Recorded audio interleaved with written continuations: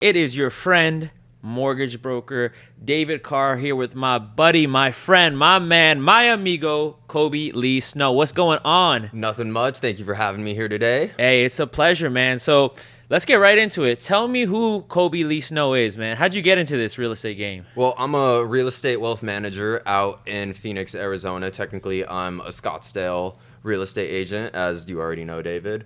I'm on the newer side of things. I'm starting my second year of real estate this year. Have the first year in the books. Lucky enough to be one of those agents that transacted last year, so I'm not a member of the 70% that just sat at home telling people they're a realtor. Yeah. And as a wealth manager, I like to specialize in first-time homeowners that want to be first-time investors. So through the power of the FHA loan, we like to purchase their first property, generally aiming for something they can comfortably afford. So they're not looking for the forever house. They're not looking to spend 10 years in it, because in a year to 2 year, we're going to refinance that as a conventional mortgage, go ahead, take a HELOC out on it, and we're going to purchase real estate with real estate, put renters in that original home of theirs, allow it to take advantage of the 4 pillars of real estate tax-wise, and then give it 5 years, rinse, wash, and repeat until they have a real estate portfolio. The team, just to give you a little bit of insight on that I belong to, we call ourselves the 401k team. The reason why we like to use that little analogy is we recognize a lot of people our age won't be able to retire off a 401k plan. We're going to have to leverage that with either stocks in the stock market, a real estate portfolio. I hope not Bitcoin. That's just gambling, in my opinion. I mean, we have a lot of young people that are leveraging it with sports gambling or betting on intersection these days. But I like the safer bet of real estate. That's a good Tony Soprano quote. God made land, and he's not making any more of it. That's right. That's right. So there was a lot to unpack there. The biggest thing I think I want to talk about, you said you did your first full year. So let's do like the Spotify, unpacked version of this, man. So what was the first year like? Because you did a lot in that year too. You didn't just like you said, just sit home, say you were a realtor. You made some moves. So can you give me a little bit of a breakdown what that year in Rewind was like? I certainly can't. In a word, hectic. I definitely made a point to try to hit the ground running this past year. Growing up, I used to do chores when I was like 12, 11. I used to half-ass those chores. I think we all did. And if I half-assed it, my parents would go back and they would find 2 more chores for me to do and add on that list. So it was ingrained in me from a young age. If you're going to do something, you do it to the fullest of your capability. And I brought that attitude into real estate with me. A little bit of background. I worked as a Cosmo and a barber before this, and I used to do 12-hour shifts for other companies that people were commission-wise making more than I was making off of it. So I told myself if I was willing to work that hard for someone else, I had to work that hard for myself. Starting, I think a lot of agents out there can probably relate to this. I didn't know what I was doing, bro. I was grasping for straws. I was texting people I hadn't talked to in 5 years, being like, hey, do you want to buy a house? What's your living situation like? And organically, really quickly discovered, okay, my first sale is going to be someone I don't know. I mean, all my family, friends, and stuff were like, well, we already bought a house 2 years ago. I'm like, well, buy another. 2's better than 1. That's right. Like, oh, one day. Or, you meet people on the renter contract side of things or that you already knew that are like, well, I'm locked into this lease for 2 years and I'm not really trying to break it. So learning that things happen when they happen was something. And then the first 2 months I learned quick. You're not, there's certain things you can sell where someone's like, I don't want that. And you're like, you want it. And they're like, all right, yeah. And they're taking it. Real estate's not one of those things. You have to be ready when they're ready. So that was the biggest little hurdle to overcome and kind of learn from there. And then after grasping at straws, I took a moment and kind of sat back and was like, all right, let's sit down. What kind of business do I want to make? How do I want to prospect it? I was fortunate enough that from my old business, I just started reaching out to barbershop clients and stuff of that nature and found a few of them that had family members that were moving to the Valley. And I was like, I'd love for you to just make that introduction. You hear it a lot in real estate. People a lot of times aren't going to choose the realtor because, you broke down mortgage rates on YouTube like a mathematician. More so, you're going to confuse people. People relate on a human level, So Absolutely. My first sale I got because we both own Malinois.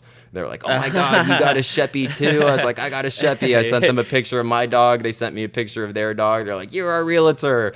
So that was a big learning moment where it's like, okay, you're not going to get a sale by walking up to strangers and just being like, the interest rate. If anything, you're going to chase them away. Yeah, you're going to get a sale by, oh my God, I love your dog. Oh, your dog needs a bigger yard. They can relate to that. Look at these yards. Oh my, and now we're, organically things are happening.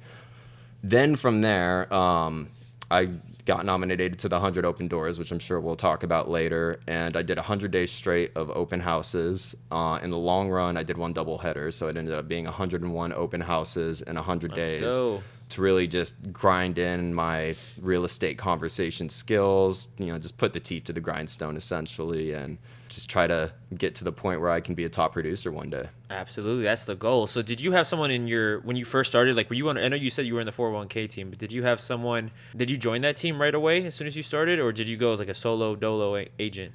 So I was lucky enough that I got prospected from that. I went the college route, so I went to MCC. My teacher was John Besks. He transacts to this day throughout the Valley at a pretty noticeable rate. So I got to learn from someone who's really respected in the industry already. So is he a real estate teacher? He is my college professor in real estate, and then he does a career day out at MCC. If you're interested, contact MCC. I'm sure they can give you the details. But I don't believe you have to be a student to go to it. So I think just if you're interested in it, if you reach out to him, you can get an invite. But he brings out a bunch of different real estate teams from across the Valley. And I just made a point to, my rule for myself was I had to talk to everyone who was at career day, shake their hand. And where I think I really stood out is I brought business cards in from my barbershop, and I was trying to get clientele at the same. I mean, a man's got to eat. So I'm like, I'm here trying to get hired, but like, coming to hey, your come face looking a little bad over there. So I was lucky enough that I impressed the current team I'm on. Initially, I was actually looking at a different company's team, went through their hiring process, realized it wasn't going to be what it was advertised as, and called my current team member because they let me sit in on our team lead. They let me sit in on some of their meetings. And I just asked them, I didn't realize they were trying to hire me. And I asked him, I was like, hey, what are things to like look out for with smaller brokerages? That my cousin's been in solar and windows, and one thing I saw from him is he's just always worked at these small solar companies that either get bought out when they're under new management, usually go out of business in the first 6 months. So I knew going into it, I wanted to work for a company that was corporate enough that it had longevity. So I reached out to Mike Weinstein, who's my current team lead, and I was like, hey, what are some things to look out for so that I'm not job shopping again in 5 years? And he point blank asked me right there, like, you've been to 3 of my meetings. Why don't you want to join my team? I was like, I didn't realize that was an offer. And he was like, why the fuck would I have invited you to my team meetings if I didn't want you on the team? There you go. And just from right there, we filled out the paperwork and I joined the team. So he used to be the vice president for the company. So he kind of was like, I'm going to have you call this broker. You tell him I sent you. And it's organically happened like that within 15 minutes. Very cool. So you kind of got introduced to this team, correct me if I'm wrong, from that career day. Yep. From MCC, they do some type of career fair where they want anyone who wants to get like indoctrinated into real estate, they can get like a feel and talk to actual agents and hear what it's about. It's a real estate specific career fair, so everyone there will be in real estate. It's not like you're going there and then there's some dude trying to like get you to sell goldfish water. Goldfish water, high in demand. Hey, I've heard. So it's good for the pores. So it's more like if you're like a college student at MCC, you want to get into real estate, like that's the place to check out. Like you'll get an actual feel of what it's like. Yes. The reason I went the MCC route, I mean, especially in this economy, money is a thing. You can FinAid it at MCC. So you can go in and study business, get your financial aid, get the government to pay for it, and take your real estate classes and get licensed. So it's a little bit of a cheaper way to get the real estate license out here in the Phoenix Valley if that's something you're interested in. Oh, so you're able to use like financial aid to get your real estate license? Specifically at MCC, they no longer have a real estate program. So originally I was studying to be a real estate appraiser. There were a lot of classes where I was like, why am I the only one in here? And then a year later, they called me into the dean's office. I thought I did something wrong. I was like, what did I do? And they're like, no. We're getting rid of that program because you're the only one enrolled in it. I was wondering why I was the only one in all my classes. Wait, was it just you and one student, like one teacher? It was just me and the teacher, bro. You're like, hey, he's like, hey, Cody. It was stressful because like if you got anything wrong, it's just like a one-on-one evaluation. You're just like, shit. Man, I can't skip class. You couldn't. Dang. Okay. So what made you let's backtrack a little bit. So you were going to be an appraiser first. So I wanted to do both because the appraiser takes enough time and you want to be a realtor before becoming an appraiser, because if you're just going to appraise houses and not know how the process works. So my original plan was to do real estate for 2 to 3 years, get the appraiser's license, and then figure out a way to wear both hats, which you can, but you can't appraise any property you're selling, Sure. buying. It's a conflict of exactly. interest. Conflict of interest, and it goes against you have a fiduciary right to your clients. As an appraiser, your fiduciary right is a little bit more to the city, essentially. Oh, okay. But yeah. So, I mean, and again, I can't fully speak on all of that to the ins and outs of it because I only got a year within the program and then they got rid of it. So I was very early in the program in terms of everything that goes into appraising. Okay, that's just interesting because I don't even know, like, I feel like appraisers are like these unicorns. I don't see them. I just know that they come to the house when I order them and they leave, and hopefully you don't ruin my deal. That's Right? And apparently from what I was picking up on and going through the course, it sounds like we may have a shortage of appraisers in the next couple years because the appraisers have set so many bumps up to becoming an appraiser. So before recently, now they have a computer program that you can, I believe it's like 1,000 hours you have to put onto it to get licensed. But before that, you had to shadow an appraiser to get licensed. And then you're working for someone, sometimes paid, sometimes not, depending out on what you guys work out. But essentially what the appraiser is doing is they're training their competition, which created it to be a very like, well, I'll do that for my cousin, I'll do that for my son. And it started creating these like family appraiser companies where they didn't want to just let the random stranger come in unless the random stranger was going to be paying a mentorship fee, which I'm not sure if that's common in Arizona, but I believe I've heard stories of that happening before on the appraiser side. So it is a little bit more difficult to become an appraiser, which is why there are these unicorns that make or break the deals these days. Yeah, that's what it is. I just, I don't know anything. So thanks for, dropping some of that nuggets, because I remember looking it up once, and I remember seeing how difficult it was to become a appraiser. I'm like, I don't understand why, but now it kind of makes sense. And I think a lot of it is they don't want bad apples influencing neighborhood prices up or down anyway. I mean, because the appraiser really at the end of the day is your judge, jury, and executioner in that at the close of escrow. If they decide the home's worth a different price than everyone else decided, everyone else has to kick rocks or try to convince that appraiser to change their mind.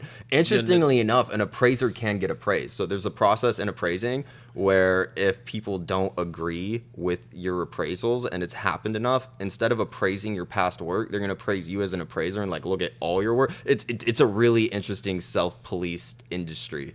Yeah, because all it takes, like you said, one bad apple, and then they start in 2008 all over again. For sure. So back to it. So you said in your first year you did 100 open houses? Yes, sir. Man, break that down, because that's a feat right there. At the start, if you would have been like, that's a feat at day 50, I'd be like, nah, anyone can do this. But by day 75, and I'm not saying anyone can't do it, it was tiring. There were definitely times where I was questioning if I was insane or, I mean, obviously. What's the verdict? It depends who you ask. If you ask my girl, that was all insanity. There were a few days where I got home and I was just laying there and I looked at her, I was like, babe, I'm hallucinating. I'm so tired right now. Just thinking you're like still in the open house and everything. So let's rewind 1 second. What made you do the 100 open house? Did you see it like on YouTube? Did you see it like on social media and you're like, okay, I'm going to do that? So I know it's been done before. I know I'm not the first agent to do it. I know in terms of even within my company, I'm not the first agent, so there's been one other agent at West USA that did it. My first introduction to ever seeing it was fresh out of school. I saw a YouTuber talking about doing it. I want to say he was an agent out in Florida. I can't remember 100%. But how I fell into it is my team leads pulled me aside. This was right after I had made my first sale in real estate. Okay. And they're like, we want to challenge you to this. It's been done before. We see potential in you. And it was definitely, from the jump, it was framed to me as a learning experience, opportunity, although it's definitely a make your own opportunity, kind of. I mean, the amount of people you have to hit up and be like, hey, I need to open house. Yeah, and so then- what are the rules? Like, walk us through, like, what this is, because So- some people might not know what 100 open doors are. Yeah, so the 100 open doors was 100 days straight of open housing. No days off, every day different open house. And the rule I set for myself was I had to do it like it was a full-time job. So I started at 10 a.m., finished at 5 or 6 p.m. or 11 p.m. to 7 p.m. So you were at the open house from that time. I was at the open house from that time. Wow. Which I understand why most agents don't do that. You'll definitely just have 3 hours of cold calls on your plate. But if you're good at finding busy work to do, it's definitely, I mean, even the downtime can be opportunity. Hell yeah. And when you say cold calls, like cold calling the realtors for the open houses? Well, so, and when I say cold calls, I'm more thinking in terms of prospecting, prospecting. buyers, sellers. So I would do a few different cold calls. Some days I didn't ever really fully develop a 100% system. I'm definitely a go by the feeling kind of person. I had a system that I would follow every day, like in terms of putting out flyers. But depending on the neighborhood and how receptive the neighbors and stuff were in terms of image, because there were certain neighborhoods that did come up, I would either have a sign-in sheet or I would just let people walk in and keep an eye on them.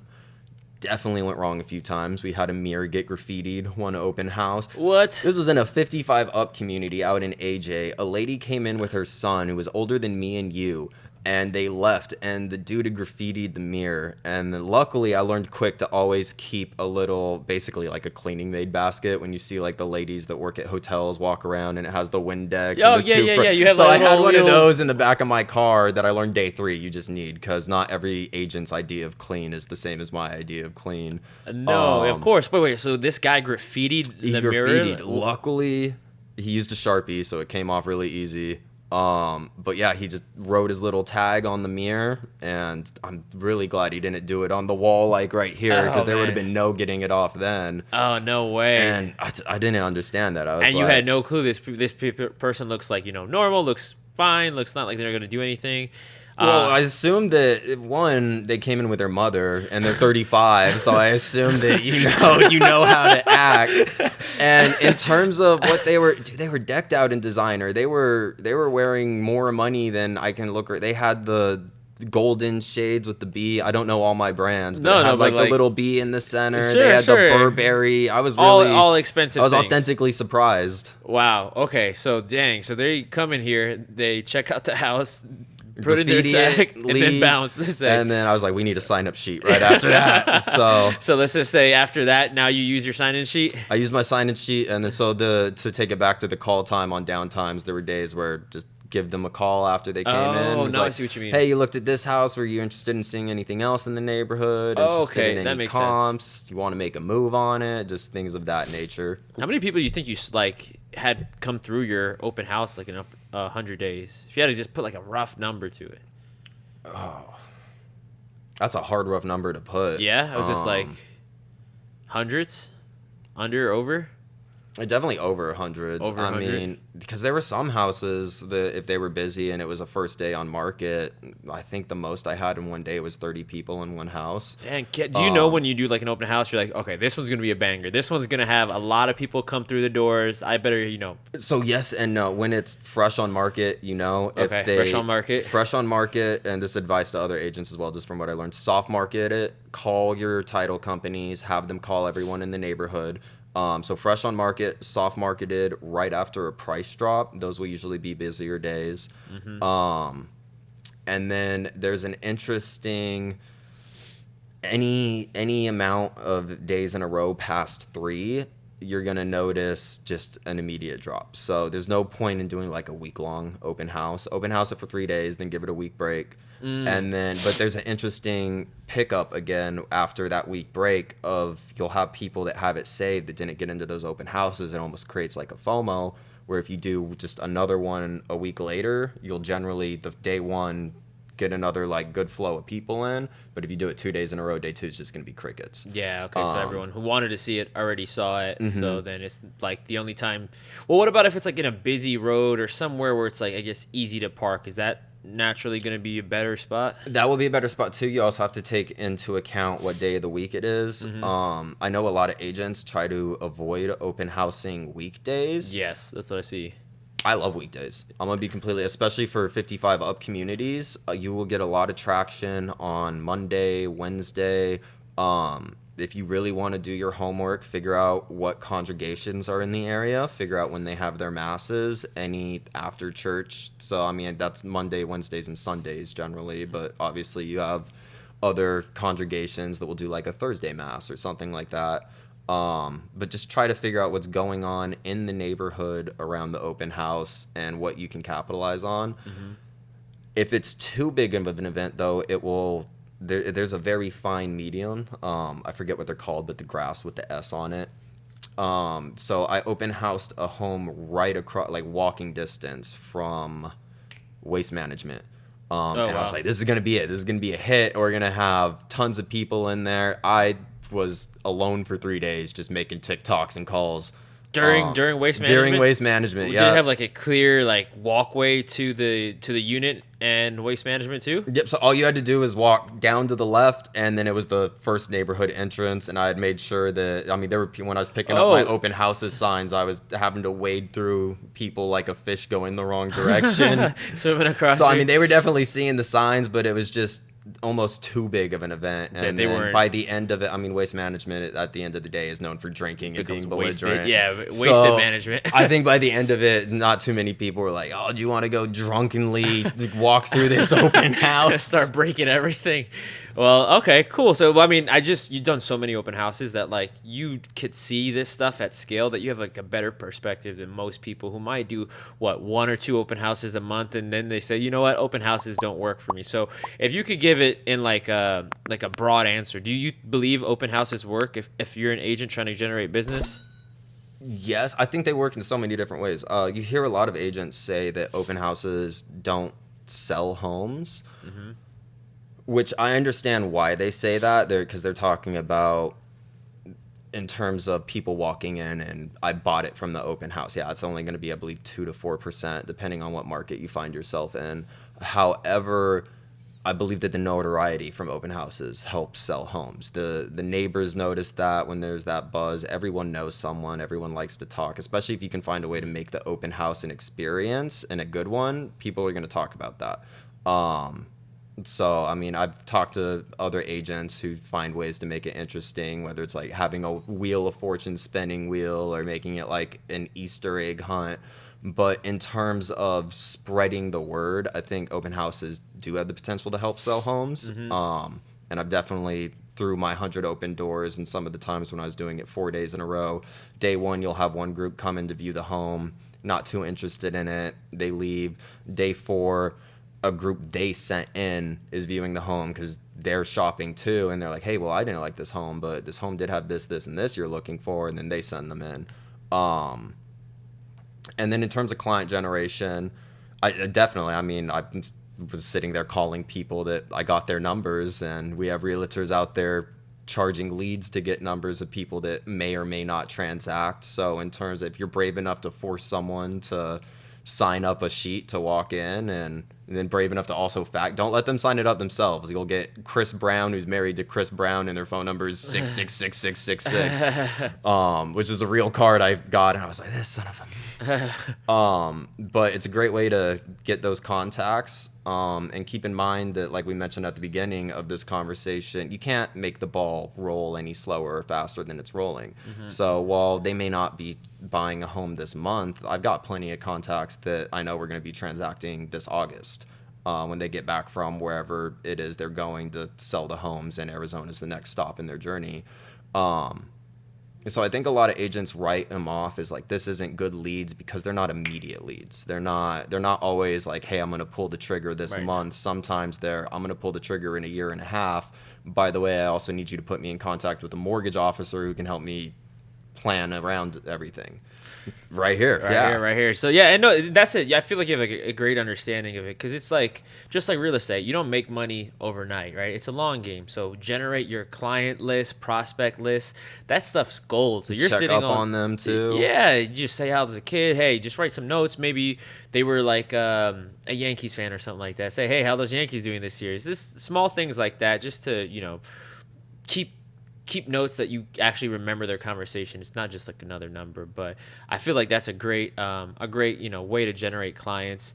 What I also want to talk about too is obviously you have a certain appearance, right? You have face tattoos. You got like a very distinct look.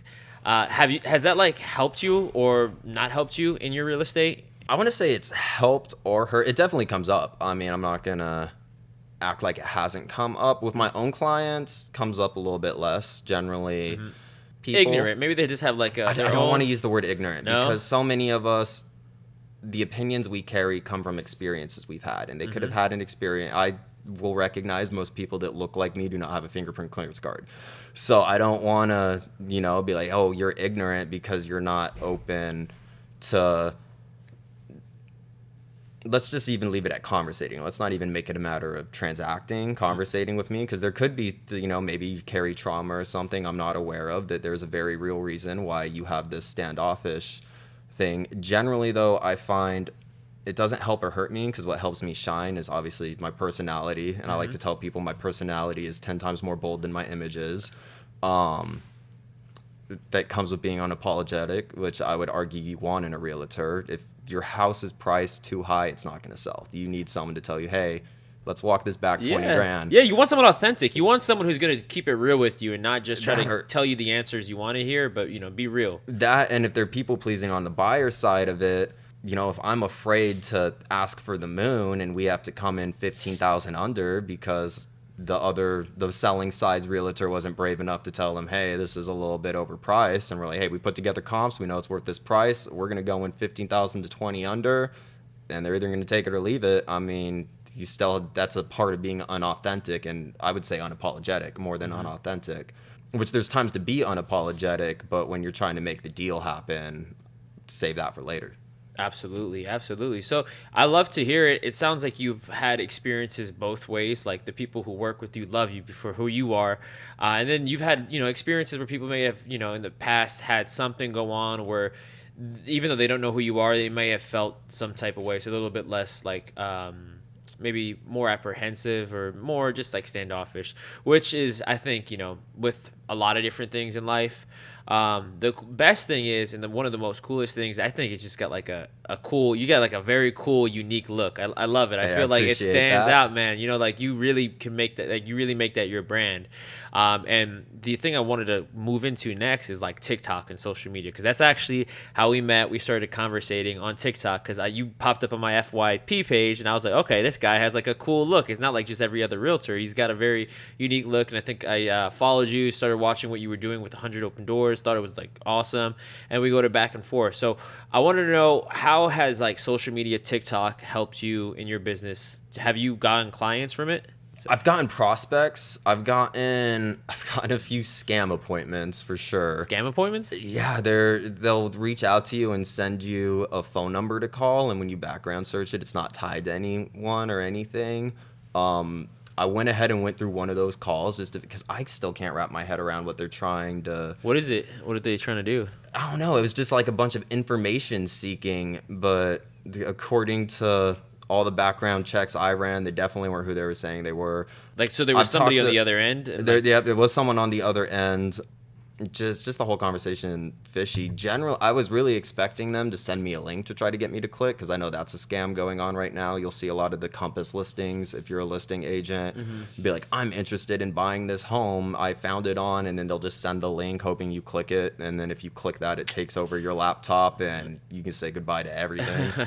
So I was honestly expecting them to call and be like, oh, we need to continue this meeting on this link. But they just acted like they were looking to rent a property, and then nothing ever came of it. And then, I mean, I think nothing ever came of it because we got to the point where it's like, all right, well, when you're ready to transact, go ahead and send me bank statements and a picture of your ID so I can verify you are who you say you are, and then crickets. So, Yeah, so- I don't necessarily know what the purposes of those. I know some other realtors warned me about those when I was first building my TikTok.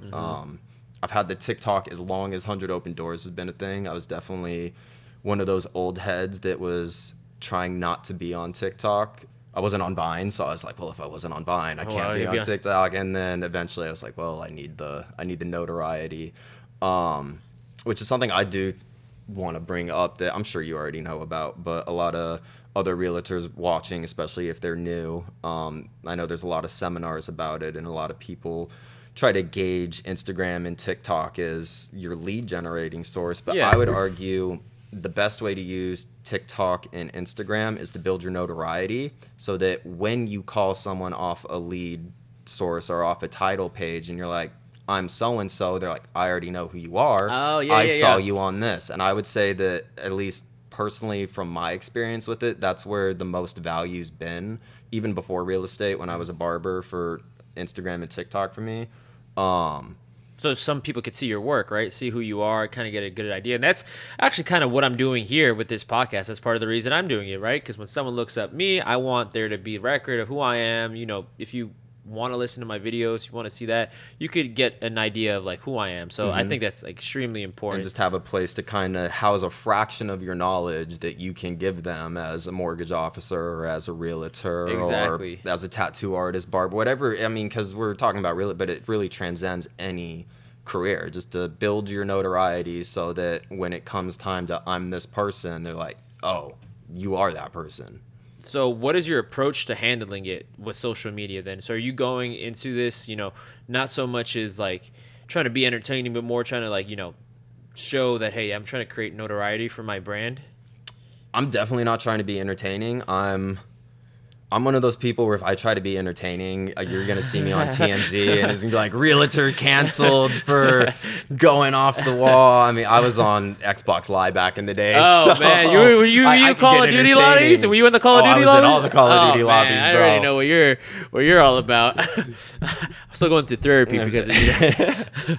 No, I'm just joking about that. But it's good. It's good, man, because it really builds, like you said earlier, that notoriety. So, and that, and because I see other realtors across country. I mean, because there's a few in the state and there's a handful across country that share the image I share.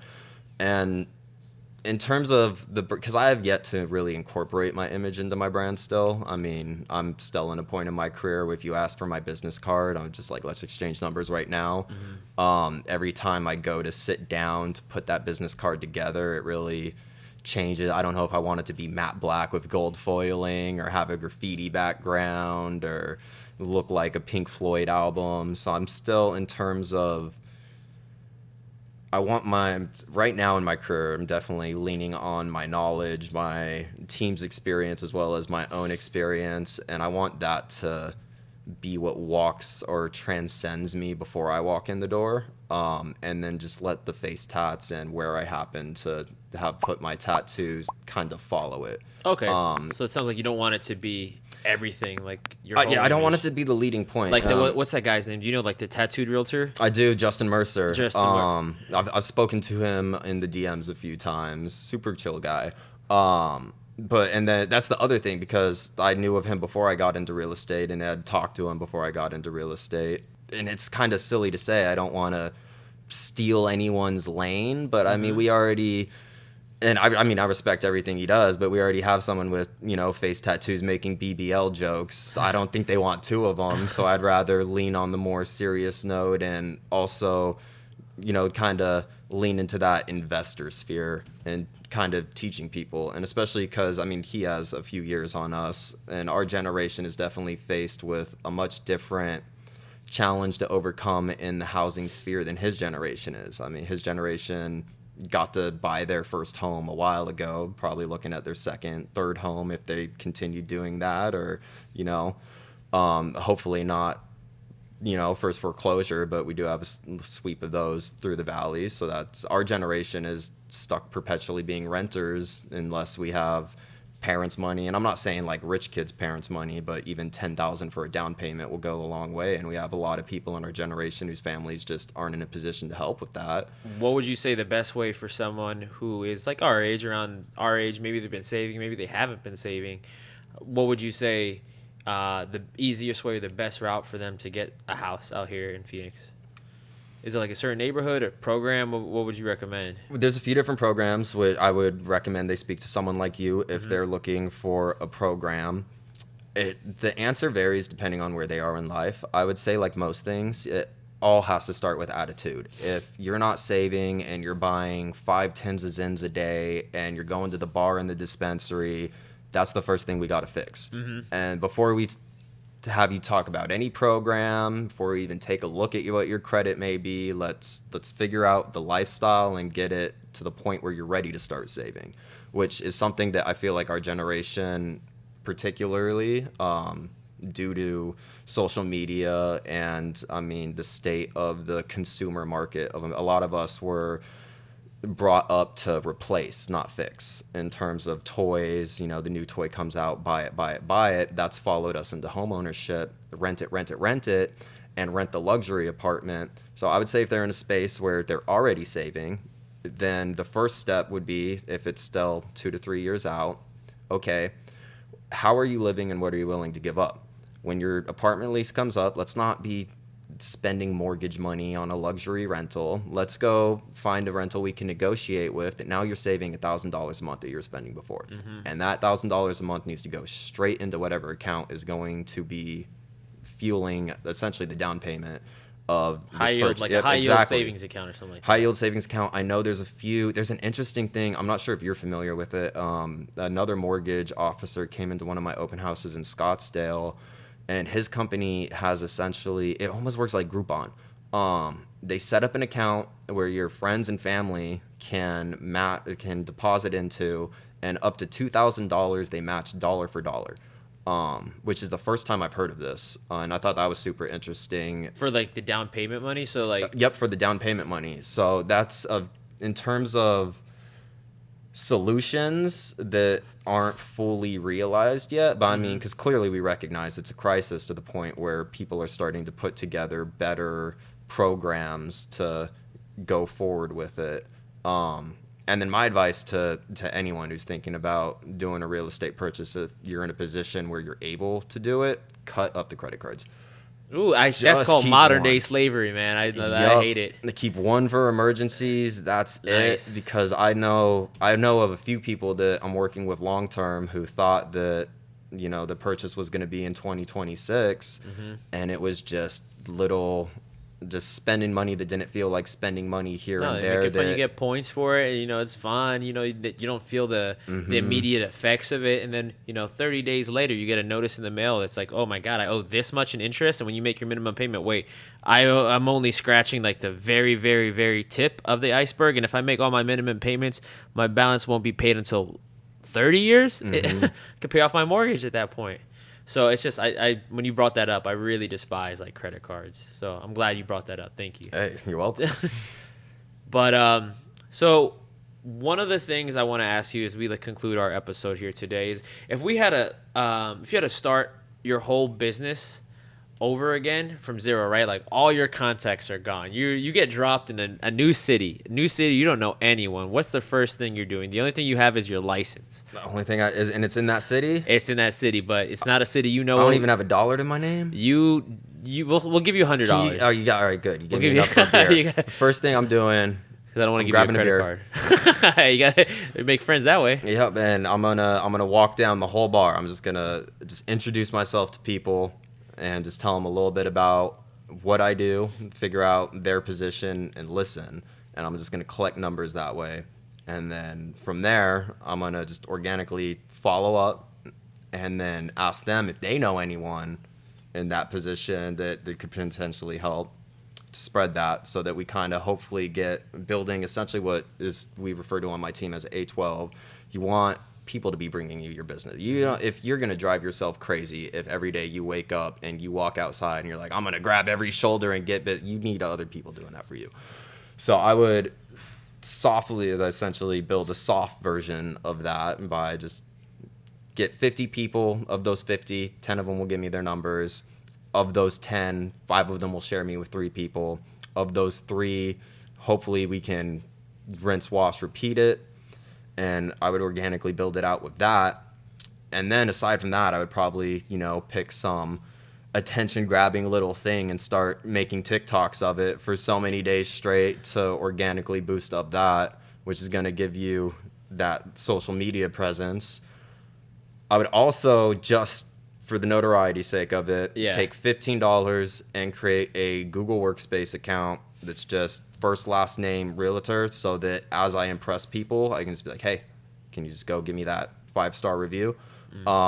So that once you finally do get the point where you're like, okay, this is a sale in front of me, they're like, who are you? Well, look here, that's who I am. And then that would be the way that I would start it. Okay, that's awesome. I love it. So it sounds like we could drop you off in any city and you'll be able I can't tell you if it will work, but you give me a camera crew and that $100, I want that. Don't worry.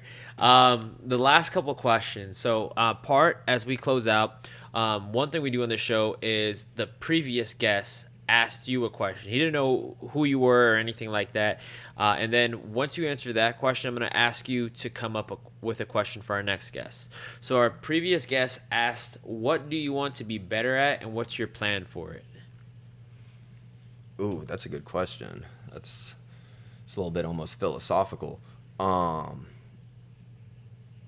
might answer it a little bit. I just want to be better at being the best version of myself. I mean, obviously, I could sit here and be like, oh, I want to be better at making sales. I want to be better at getting the money. But ultimately, I think I just want to be the best version of myself. And I feel like whatever that organically attracts will be profitable. Not necessarily just in its own nature, but beyond comparison. Because, I mean, at the end of the day, you hear of people that sacrifice their values and stuff to get where they want to be. And, they look back on it and would do things differently. I want to be able to, after this real estate journey, look back on it and say, I want to change a thing. So it sounds like you want to have no regrets with everything. No regrets. Nice. It was going to end up in the comments, so we might as well beat them to it. There you go, man. And lastly, let's think of a question that we want to ask the next guest. If you could. I already have it. Let's see it. So I'm going to lead it with a little bit of a So we've all seen the Why Was I in the Womb in 2008. In 5 to 10 years, what do you think buyers and sellers in this current market are going to have the most regret or remorse over? In 5 years, what do you think buyers and sellers are going to have the most regret over? There's that word, the FOMO. FOMO. In 5 years, what do you think buyers or people transacting in this current market will have the most FOMO over? Okay. Do you think it's going to be, whether it be rent? I'm generally actually going to tune in to hear their answer. Okay, man, you're going to have to see. All right, well, that's our show. Thank you for watching. We'll sign off.